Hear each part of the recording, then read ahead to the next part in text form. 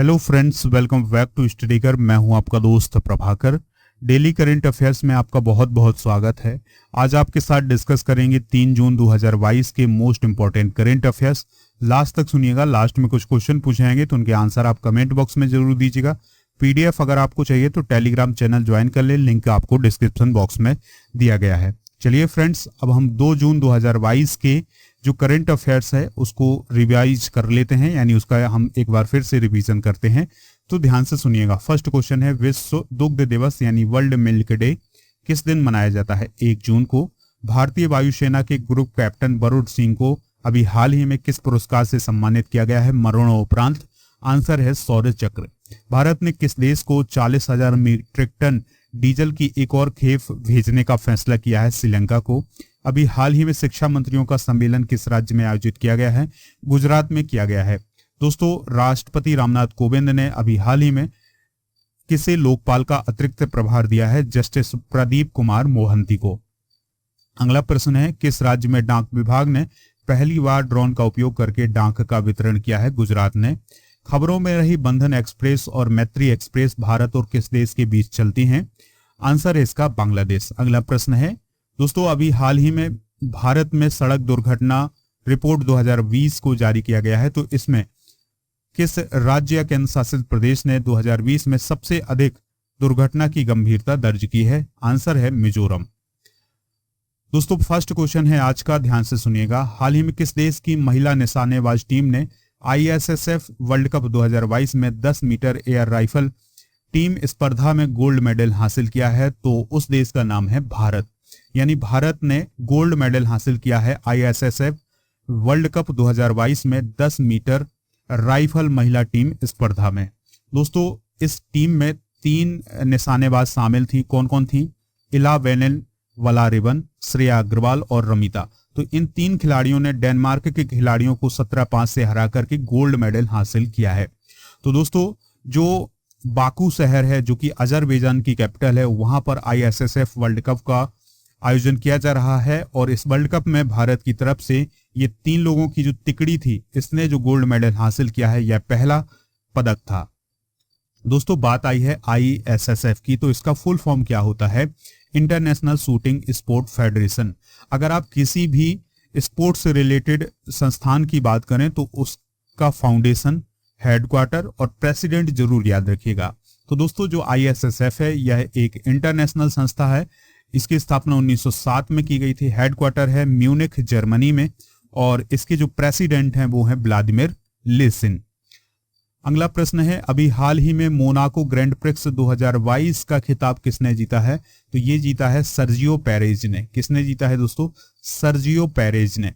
तो दोस्तों, grand prix आप समझ गए होंगे, कारों की एक रेस होती है।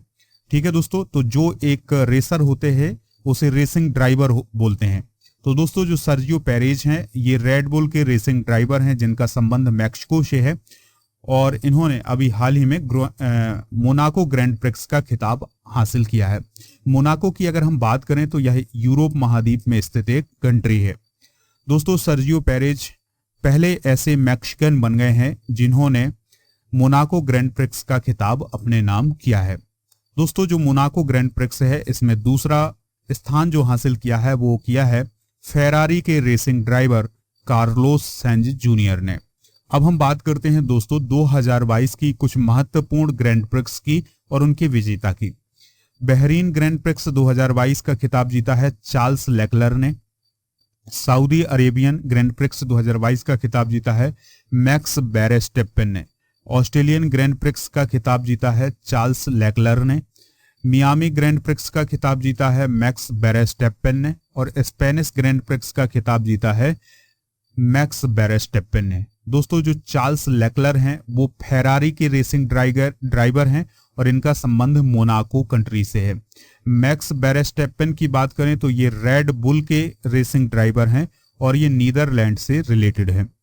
अगला प्रश्न है, अभी हाल ही में किस राज्य ने 12वीं हॉकी इंडिया जूनियर पुरुष राष्ट्रीय चैंपियनशिप का खिताब हासिल किया है? आंसर है इसका उत्तर प्रदेश। तो उत्तर प्रदेश की टीम ने 12वीं हॉकी इंडिया जूनियर पुरुष राष्ट्रीय चैंपियनशिप का जो खिताब है वो अपने नाम किया है। किसको हराकर किया है दोस्तों? चंडीगढ़ को हराकर। तो चंडीगढ़ को 2-0 से हरा करके जो उत्तर प्रदेश है उसने 12वीं हॉकी इंडिया जूनियर पुरुष राष्ट्रीय चैंपियनशिप का खिताब अपने नाम किया है। तीसरा स्थान हासिल किया है हरियाणा ने। पहला उत्तर प्रदेश ने, दूसरा चंडीगढ़ ने, तीसरा स्थान हासिल किया है किसने? हरियाणा ने। ठीक है दोस्तों, इसका जो फाइनल मुकाबला हुआ था ये हुआ था तमिलनाडु के कोविलपट्टी में। इसके अलावा दोस्तों उत्तर प्रदेश ने 2021 में भी 11वीं हॉकी इंडिया जूनियर पुरुष चैंपियनशिप का खिताब अपने नाम किया था। चलिए फ्रेंड्स, अब हम बात करते हैं अगले प्रश्न की। ध्यान से सुनिएगा। किस राज्य सरकार ने अभी हाल ही में महिला विश्व बॉक्सिंग चैंपियनशिप 2022 में गोल्ड मेडल हासिल करने वाली बॉक्सर निकहत जरीन को 2 करोड़ रुपए देने की घोषणा की है? तो दोस्तों उस राज्य का नाम है तेलंगाना। तेलंगाना की कैपिटल क्या है? हैदराबाद। और हैदराबाद की ही रहने वाली है कौन? निकहत जरीन। तो दोस्तों तेलंगाना की गवर्नमेंट ने उन्हें अभी हाल ही में 2 करोड़ रुपए देने की घोषणा की है। इसके अलावा दोस्तों एक और नाम है जिसे 2 करोड़ रुपए देने की घोषणा की गई है, वो नाम है ईसा सिंह का। तो दोस्तों ईसा सिंह ने ISSF जूनियर वर्ल्ड कप में गोल्ड मेडल हासिल किया था। तो इसी के लिए जो तेलंगाना के मुख्यमंत्री हैं के चंद्रशेखर राव, उन्होंने 2 करोड़ रुपए देने की घोषणा की है। इसके अलावा इन दोनों को एक एक प्लॉट भी तेलंगाना में दिया जाएगा। तो आप केवल इतना याद रखिएगा कि जो निकहत जरीन है वह एक बॉक्सर हैं और जो ईसा सिंह है वह एक शूटर हैं यानी निशानेबाज हैं।